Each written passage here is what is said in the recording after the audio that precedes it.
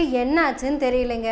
ஒருவேளை சீமான நாம் தமிழர் இருந்து வெளியே அனுப்பிச்சிட்டாங்கன்னு நினைக்கிறேன். சாட்டை துரைமுருகன் கட்சியை கைப்பற்றி விட்டார். இனி சாட்டை துரைமுருகன் வச்சதுதான் சட்டம், அவரு சொல்றதுதான் பேச்சு. இனி அந்த சில்லற பையனோட பேச்செல்லாம் அம்மஞ்சல்லிக்கு யாரும் மதிக்க போறதில்ல நினைக்கிறேன். இதை கேட்டா உங்களுக்கெல்லாம் கோபம் வரும்னு நினைக்கிறேன். அது எப்படி ஒரு கட்சியோட ஒருங்கிணைப்பாளரை நீ இப்படி தப்பா பேசலாம் அப்படின்னு நினைப்பீங்க.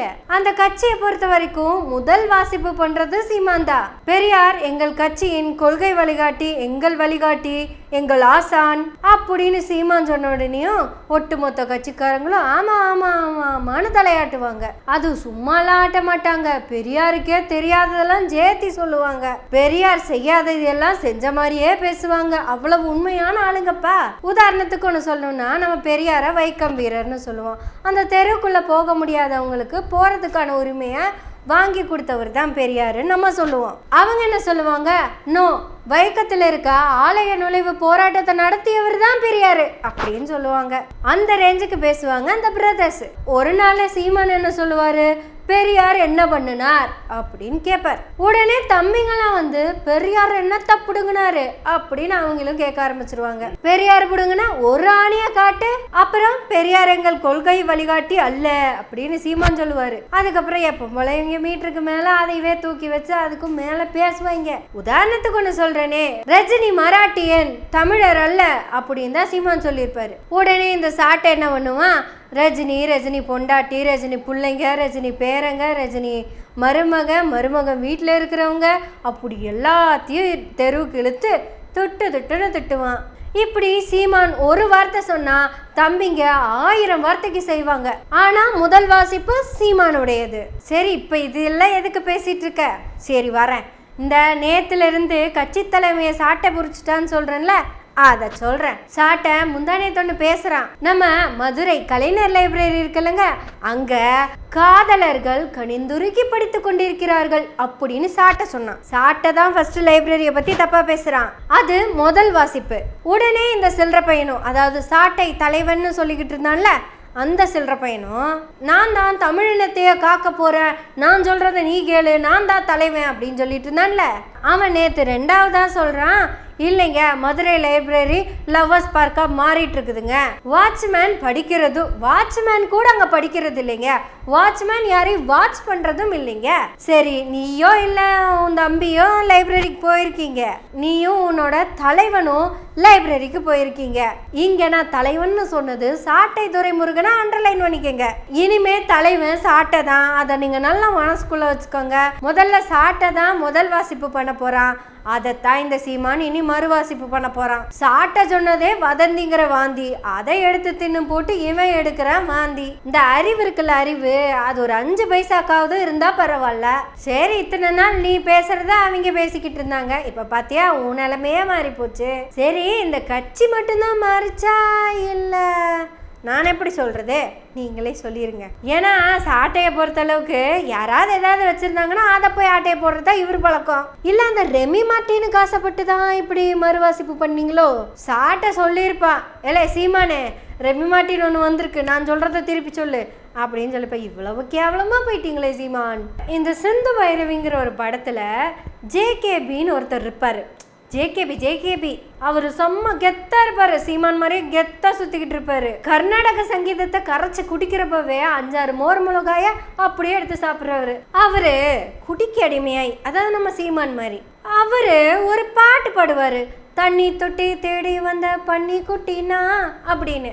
அதுல ஒரு சீன்ல அவர் மப்புல பாடிட்டு இருக்கிறப்ப அவரோட வேஷ்டி கல்டு ஓடிடும். திடீர்னு சிந்து ஓடி வந்து கண் கலங்கி நிப்பா. அந்த மாதிரி ரெமி மார்ட்டினுக்கு வேண்டி லைப்ரரியில் சாட்டை சொன்ன ஒரே வார்த்தைக்கு வேண்டி இவனும் ப்ரெஸ் மீட்டில் பேசியிருக்கான். ஆமாங்கோ, கலைஞர் நூலகமெல்லாம் காதலர் பூங்காவா இருக்கு. அந்த அளவுக்கு இறங்கி பேச ஆரம்பிச்சிட்டா சீமான். எதுக்காக எல்லாம் எதுக்காக? ரெமி மார்ட்டின் பச்சை கலர் பாட்டில். சாட்டை ரொம்ப நாள் கனவு நிறைவேறிச்சு போல, கட்சி தலைவர் ஆயிட்டீங்க. அப்போ இனி முதல் வாசிப்பெல்லாம் ஒன்றது தான். இந்த மறுவாசிப்பு அதைத்தான் இந்த நாய் பண்ண போகுது. இனிமே பாருங்க, இந்த தற்கொலை தம்பிங்கெல்லாம் ஏதோ இவங்களே நேராக போய் லைப்ரரியில் விசிட் பண்ணி பார்த்த மாதிரி பேசுன்னு பேசி ஆத்துன்னு ஆத்துவாங்க. அதுலேயும் நம்ம கோயம்புத்தூர் கார்த்திகா இருக்காங்கல்லங்க, காலையில 7 மணிக்குங்க கார் எடுத்து மதுரை போய் லைப்ரரியில புக்கு வாங்கலாம்னு போனனுங்க. 12 மணிக்கு உச்ச வெயில குழுகுழுன்னு ஏசிய போட்டிருக்குன்னு ஓரமா சேர்ல போய் உட்கார்ந்தனுங்க. முன்னாடி 2 பேரும் உட்கார்ந்து இருந்தாங்க. நீங்க என்ன ஏஸ் படிக்கிறீங்களான்னு கேட்டனுங்க.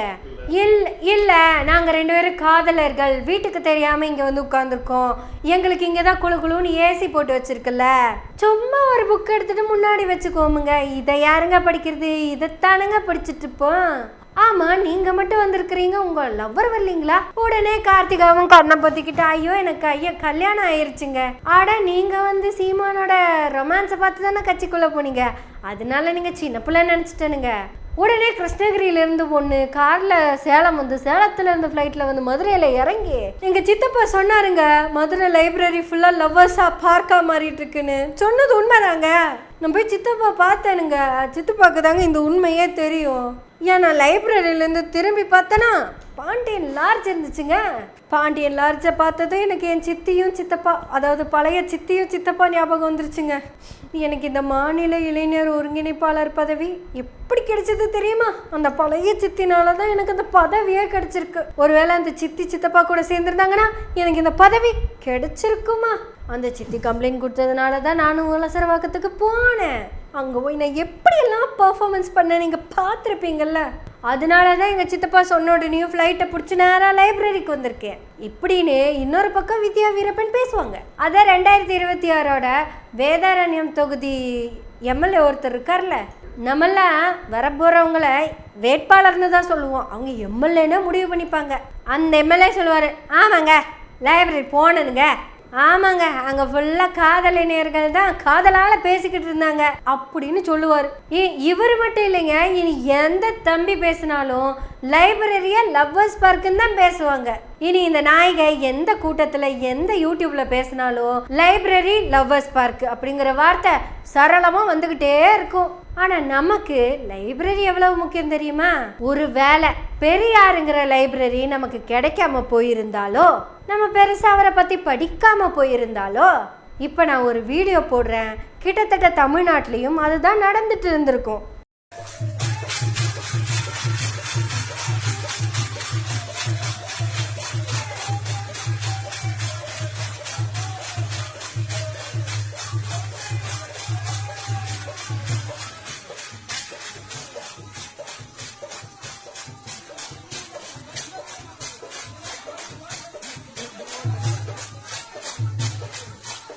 பார்த்தீங்களா எம்பிட்டு பக்தியில் எவ்வளவு பெரிய சாமியார் அவர். கிட்டத்தட்ட ஒரு 80 கிலோ இருப்பான் அந்த எரும மாடு. பச்சை குழந்தைங்க எனக்கு தெரிஞ்சு ஒரு 4-5 மாசம் தான் இருக்கும். ஆட 1 வருஷம்னே வச்சுக்கோங்களேன். ஏடா பர்த்டேவை இப்படியாடா கொண்டாடுவீங்க? இந்த நாய் ஏறி நிற்கிறதுனால அந்த குழந்தைக்கு என்ன அறிவு கிடைச்சிரும்னு சொல்லுங்க. நம்ம நிலைமையும் மக்களும் இந்த தமிழ்நாடும் அப்படித்தான் இருந்திருக்கும். எதுக்கு போன மாசம் கூட தமிழ்நாட்டில் எச்ச இலையில உருண்டே தீரணும்னு ஒத்த கல்ல நிக்கல. அதையவே பக்தின்னு சொல்றவங்க குழந்தை மேல ஏறி உட்காருது சக்தி பக்தின்னு சொல்லிட மாட்டாங்க. இத இந்த சீமான்கிற சில்லற பையன் எப்படி தெரியுமா பேசுவான்? தமிழர் பண்பாடுடா, தமிழர் கலாச்சாரமுடா, தமிழருடைய வீரமுடாது. பிறந்த குழந்தைக்கு போர் பயிற்சியை கொடுக்க ஆரம்பிச்சவங்கடா நாங்க. நாளைக்கு போருக்கு போகும்போது யானையே ஏறி நின்னாலும் அப்படியே கை கால் ஆட்டி சொரிச்சுக்கிட்டு நிற்போம்ட நாங்க. அதுக்கான பயிற்சி தாண்டா இது. இப்படி இந்த நாய் பேசுவா? பேச மாட்டான்னு வர நினைக்கிறீங்களா? ஏன்னா இந்த அழகு குத்துறத மூட நம்பிக்கைன்னு திட்டினா வந்தேன், அதுக்கு பேர் போர் பயிற்சின்னு மாற்றி சொன்னான். ஏன்னா இந்த நாய் பிறந்ததுலேருந்து ஒரு வார்த்தையை ஒரு பொருளில் பேசுகிறதே கிடையாது. நான் எக்ஸாம்பிளோடய சொல்கிறேன், நீங்களே பார்த்துக்கோங்க. அதாவது அண்ணம்மா புருஷ செபாஸ்டியன் இவங்க அப்பா எடுத்துக்கோங்க. என்னன்னு கூப்பிட்டு இருந்திருப்பான்? அச்சோ அச்சோ அச்சோ எனக்கு விஷக்குன்னாச்சா, ஒத்திரி கப்ப கொடுக்கு அப்படின்னு கேட்டிருப்பா. கொஞ்ச நாள் கழிச்சு என்னாச்சு? அப்போ அப்போ அப்பப்போ பசிக்குதப்பா கிழங்கு கொடுப்பா அப்படிதானே கேட்டிருப்பான். ஸ்கூலுக்கு போறப்ப என்ன கேட்டிருப்பாங்க? உங்க அப்பன் பேர் என்னன்னு கேட்டிருப்பாங்க. என்ன சொல்லியிருப்பான்? முருங்கைப்பூ இல்ல, அது விளையாட்டு. சீரியஸா என்ன சொல்லியிருப்பான்? செபாஸ்டியன் சொல்லியிருப்பானா? இப்ப போய் கிழங்கு உங்க அப்பா பேர் என்னன்னு? செந்தமிழன் அப்படின்னு சொல்லுவான். இதுதான் சில்லற பையன். இதுக்கு மேல எக்ஸாம்பிள் வேணுமா? இவன் வாழ்க்கை முழுசும் இதையே தான் ஃபாலோ பண்ணிட்டு இருப்பான். சரி, இப்படி இதை வாழ்க்கை முழுக்க பண்ணிடுவான் தான் நானும் நினைச்சேன். ஆனா பொசுக்குன்னு பார்த்தா கட்சியை கைமாறி போயிடுச்சு. குறைஞ்சபட்ச அரசியல் அறிவு, குறைஞ்சபட்சம் நாகரிகம் இப்படி ஏதாவது ஒன்று இருந்திருந்தா, லைப்ரரிய அந்த நாய் தான் அப்படி பேசுதுன்னா அதை அப்படியே எடுத்து நீயுமாடா பேசுவ? உனக்குத்தான்ப்பா அந்த பாட்டு அப்படியே பொருந்தது. புட்டி தொட்டதால புத்தி கட்டு போன ஊறுகாய கொண்டா உன்னையும் தொட்டுக்கிறேன். எனக்கு பொய் எல்லாம் தண்ணி பட்ட பாடு. இன்னைக்கு ரெமி மார்ட்டின் கச்சேரிய கேளு. ஒரு நாய் எச மாறி தசை மாறி போயிடுச்சு. ஒருங்கிணைப்பாளரா இருந்தவன் வெறும் ஊறுகாய்க்கு வேண்டி புன்னகையோட வாழ்த்துறோம். நீங்க அப்படியே போங்க. நன்றி, வணக்கம்.